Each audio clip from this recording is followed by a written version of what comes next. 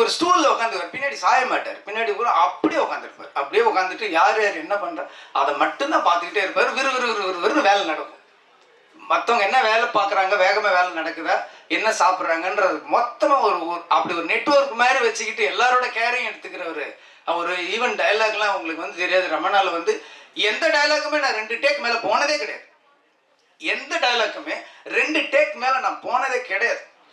Captain மேடல் அப்படி பேசுவார், இப்படி பேசுவார். என்ன எதுன்னா, அன்னைக்கு நான் பார்த்தப்ப நீங்கள் வந்து அந்த சீஃப் மினிஸ்டர் அந்த ஒரு லிஸ்ட்டு சொல்லுவார், தமிழ்நாட்டோட லிஸ்ட், அந்த புள்ளி விவரம்லாம் சொல்லுவார். 2 டேக் போச்சு. ஒரு தடவை கேமரா வந்து கரெக்டாக செட்டில் ஆகல, அதனால 2வது டேக் போச்சு. ஆனால் அந்த ஃபுல் நம்பர் டைலாக் கூட நம்ம சொல்லலாம். நம்பர்ஸ் ரொம்ப சொல்கிறது ரொம்ப கஷ்டம். தமிழ்நாட்டில் இத்தனை ஹாஸ்பிட்டல், இத்தனை போலீஸு, இத்தனை பெட்டு, இத்தனை பேஷண்ட்டு, ஓட்டுரிமை இருக்கிறவங்க, ஆம்பளை பொம்பளைன்னு சொல்ல அந்த நம்பர் சொல்கிறது. நம்ம வந்து ஒவ்வொரு தடையும் போய் செக் பண்ணி எழுதிடலாம். நம்பர் எழுதுறது ஈஸி, என்னாலே சொல்ல முடியாது. ஒரு அப்படியே ஃபுல்லாக பண்ணிவிட்டு டைலாக் எடுத்தார். இதை மட்டும் எனக்கு 2 நாள் முன்னாடி டைலாக் கொடுத்துருன்னு சொன்னார்.